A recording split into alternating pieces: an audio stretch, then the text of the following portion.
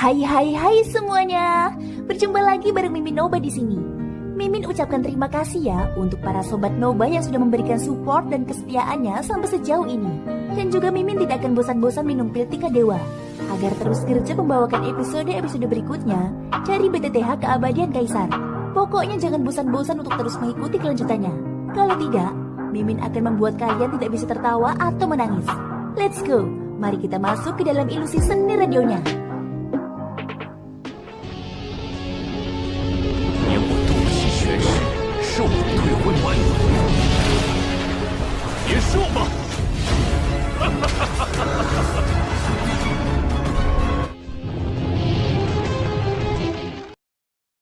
Halo Sobat Noba, melanjutkan cerita dari episode sebelumnya ya. Menghadapi serangan mematikan dari singa api, Xiaoyan membalikkan tangannya dan meraih kakinya. Dengan lambaian tangannya, dia hendak melemparkannya dengan kasar. Namun pada saat ini suara teriakan murung Qian-Qian tiba-tiba terdengar.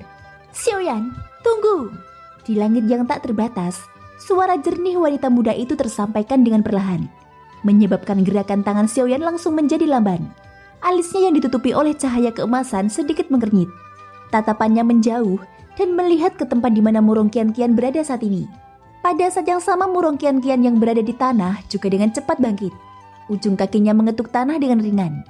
Tubuhnya yang halus bergerak dan dengan cepat terbang menuju Xiaoyan di langit. Setelah ditahan oleh Xiaoyan, ekspresi wajah singa api sedikit berubah. Namun ia segera menyadari bahwa Xiaoyan benar-benar berhenti bergerak. Seketika ia kembali mengedarkan doge di tubuhnya, berniat untuk melepaskan diri dari tangan Xiaoyan. Melihat singa api masih ingin menyerang, Xiaoyan langsung mendengus marah. Tangan kanannya yang mencengkram kakinya tiba-tiba ditarik mundur dengan kuat.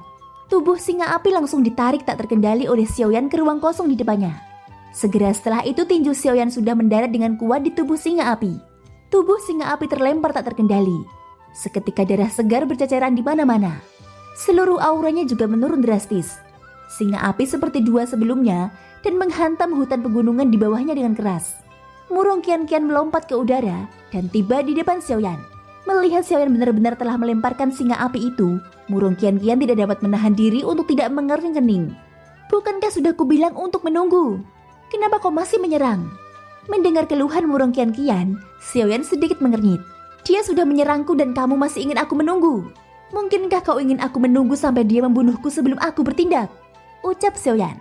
Wanita muda itu langsung terdiam saat mendengar ini. Apa yang dikatakan Xiaoyan benar. Bagaimanapun singa apilah yang menyerang lebih dulu. Saat ini dia menyalahkan Xiaoyan tanpa alasan. Murung Qian-Qian sedikit melengkungkan bibirnya. Sambil merasa tak berdaya di dalam hatinya, murung Qian-Qian hanya bisa mengalihkan pandangannya yang sedikit khawatir ke arah hutan pegunungan di bawah. Setelah beberapa bentrokan hebat antara kelompok Xiaoyan dan Tianying, beberapa lubang besar telah muncul di hutan pegunungan. Ketiganya saat ini terbaring di dalamnya. Tenang saja, mereka baik-baik saja. Bagaimana mungkin seorang bandi elit bintang 9 yang agung dapat dengan mudah ditangani? Ucap Xiaoyan. Xiaoyan dapat melihat kekhawatiran di hati gadis muda itu.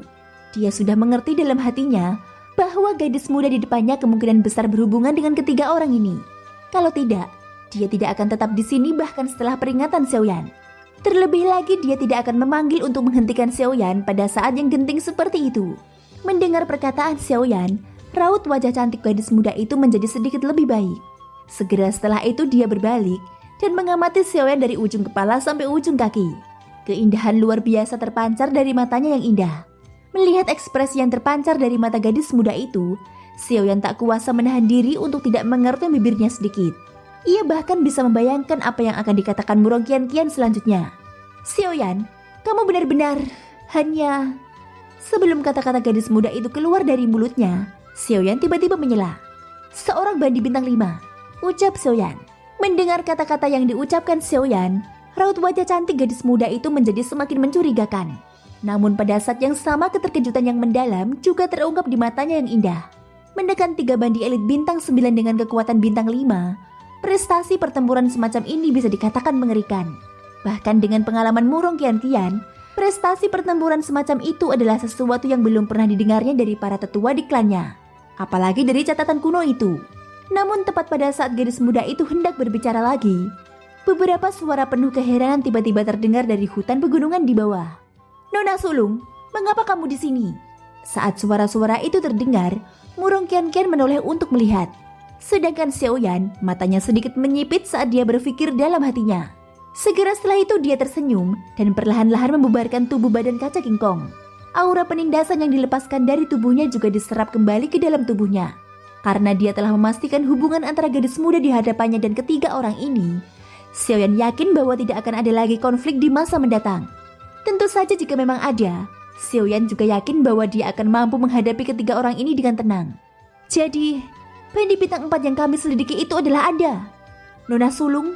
Setelah tidak melihatmu selama beberapa tahun, kekuatan Nona Sulung benar-benar telah mencapai tingkat seperti itu. Kau benar-benar membuat kami bertiga tersipu malu, ucap trio Tianying. Setelah menerima pukulan hebat dari Xiaoyan, mereka bertiga terluka, terutama Xionggang. Dia telah menerima reinkarnasi kemarahan Buddha secara langsung dari Xiaoyan.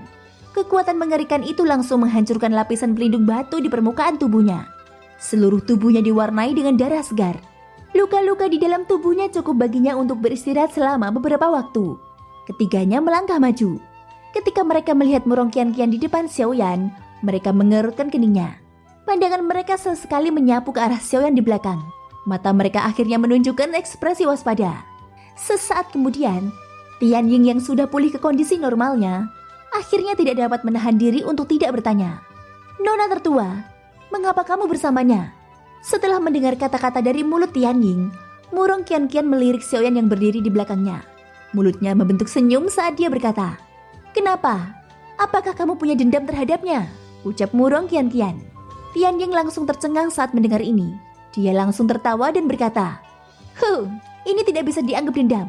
Namun dia menghancurkan tembok timur dan hampir menyebabkan arus dingin menyapu seluruh pegunungan Silin.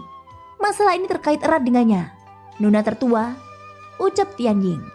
Oh, ekspresi wajah kecil Murong Qianqian tanpa sadar menjadi sedikit terkejut saat mendengar ini. Dia segera menoleh untuk melihat Xiaoyan. Dinding timur telah hancur.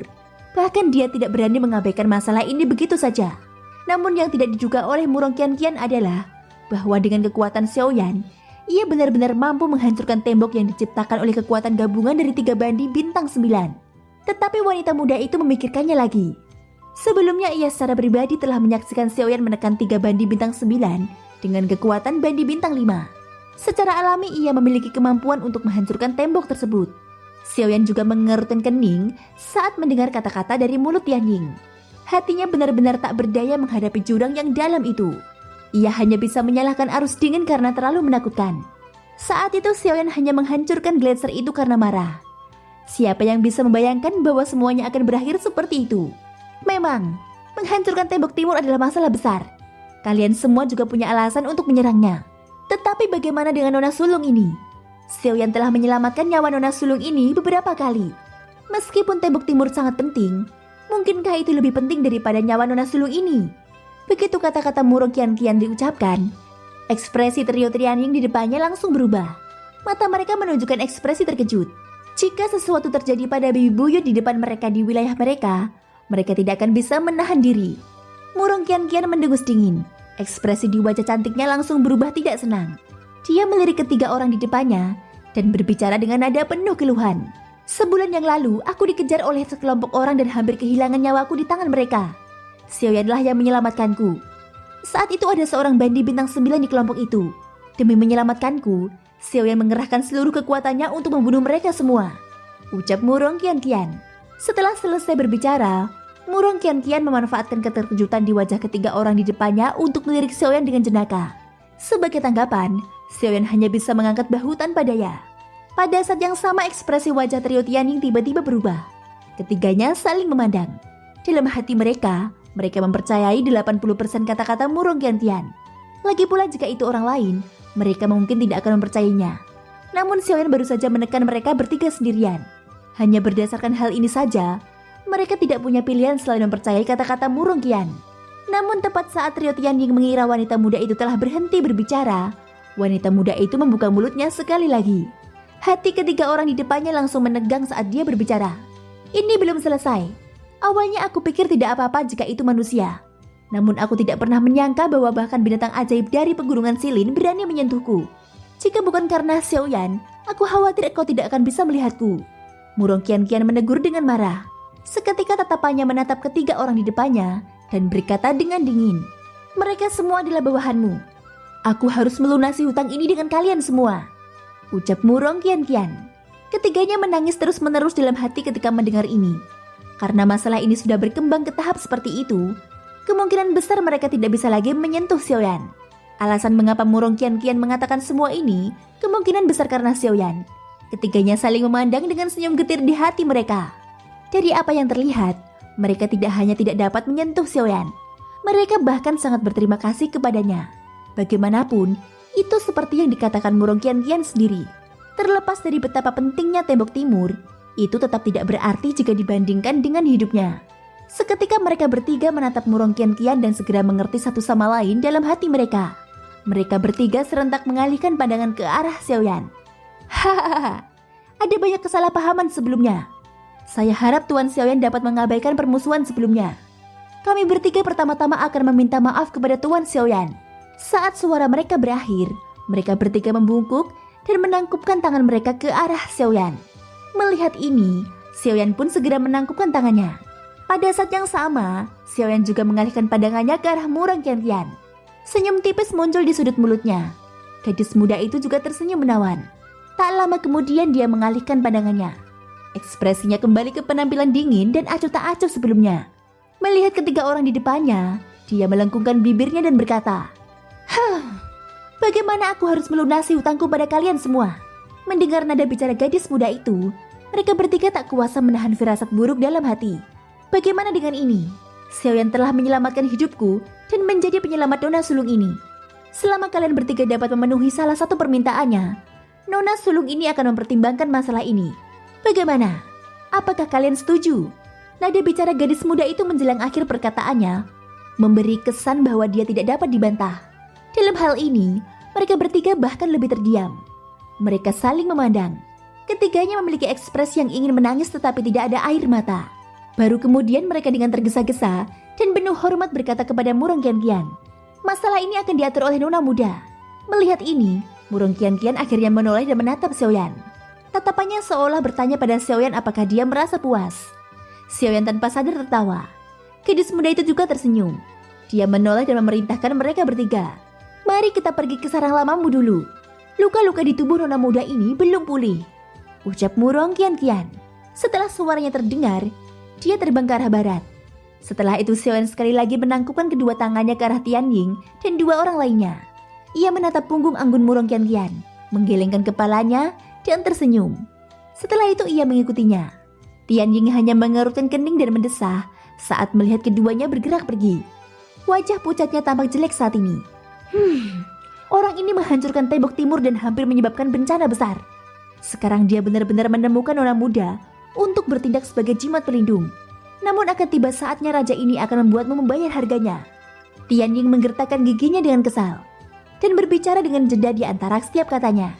Namun Xiaogang sekali lagi mengerutkan kening menanggapi kata-kata ini. Jari-jarinya yang kasar mengusap dagunya saat dia mengangkat matanya untuk melihat punggung Xiaoyan. Butuh waktu lama sebelum dia berkata dengan suara dalam, "Dari apa yang kulihat, mungkin kita memang salah tentang Xiaoyan yang menghancurkan Tembok Timur. Menghancurkan Tembok Timur mungkin bukan hal yang buruk," ucap Xiaogang. Tianying dan singa api di sampingnya langsung mengerutkan kening setelah kata-kata ini diucapkan. Xiaogang menarik nafas dalam-dalam sebagai tanggapan atas hal ini. Dia merenung sejenak sebelum mengangkat matanya dan berkata, "Kalian semua harus tahu bahwa Tembok Timur perlu diperbaiki setiap 100 tahun sekali. Namun kalian berdua juga harus memiliki pemahaman yang mendalam selama proses perbaikan. Setelah ratusan tahun terkumpul, kedingin menjadi semakin parah. Pada saat ini bahkan jika kita bertiga bekerja sama, akan sulit untuk menekannya sepenuhnya," ucap Xiaogang. Tianying dan singa api saling bertukar pandang saat mendengar kata-kata Xiaogang. Wajah mereka tanpa sadar menunjukkan ekspresi ragu. Mereka sangat menyadari informasi ini. Namun Xiaogang sekali lagi mengungkitnya. Itu seharusnya bukan tanpa alasan. Tak lama kemudian, Xiaogang melanjutkan, "Kali ini jika kita benar-benar menunggu Tembok Timur dihancurkan oleh Ki Dingin sekaligus, kemungkinan besar kita bertiga tidak akan mampu lagi menahannya. Namun setelah runtuhnya Tembok Timur kali ini, saya telah menemukan bahwa justru karena Xiaoyan, ia secara tidak sengaja menggali retakan di bawah Tembok Timur. Ki Dingin juga telah menyebar cukup banyak. Ini juga akan mencegah kita menciptakan lebih banyak masalah di masa mendatang. Oleh karena itu saya percaya bahwa secara keseluruhan, Xiaoyan menghancurkan tembok timur kali ini tidak merugikan kita. Sebaliknya hal itu memang telah menciptakan kesempatan bagi kita untuk mengambil inisiatif. Mungkin dengan cara ini, kita akan dapat menunda waktu ketika Ki Dingin benar-benar meletus untuk jangka waktu tertentu. Ucap Xionggang. Tianying dan Singa Api segera saling memandang ketika kata-kata Xionggang diucapkan. Keduanya mengerutkan kening dan merenung sejenak. Baru saat itulah mereka memahami petunjuk di dalamnya.